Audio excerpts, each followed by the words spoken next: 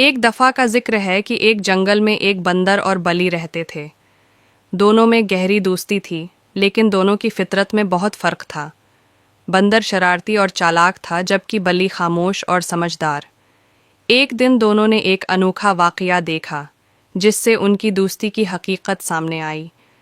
एक दिन जंगल में घूमते हुए बंदर और बली को एक गांव के करीब रोटी का टुकड़ा मिला।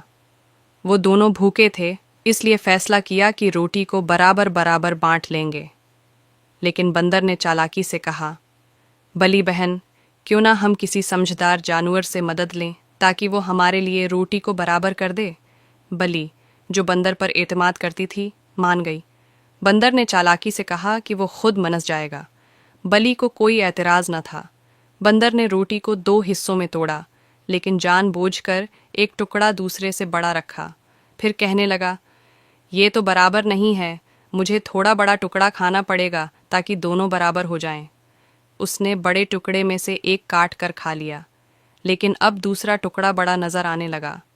इसी तरह बंदर एक के बाद एक रोटी के टुकड़े खाता गया और बली बेचारी हैरत से देखती रही। आखिर में रोटी के दोनों टुकड़े इतने छोटे हो गए कि बंदर ने कहा, अब ये मेरे लिए भी काफ़ी है। नहीं है तो मैं उन्हें खा लेता हूँ।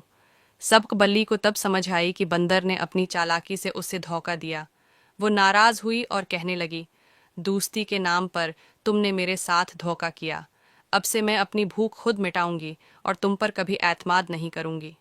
बली चली गई और बंदर को भी एहसास हुआ कि उसकी हरकत ने एक अच्छे दोस्त को नाराज कर दिया। नतीजा ये कहानी हमें सिखाती है कि किसी के एतमाद को धोखा देना नुकसानदेह हो सकता है, और दोस्ती का मतलब एक दूसरे का ख्याल रखना होता है, न कि खुद गर्जी।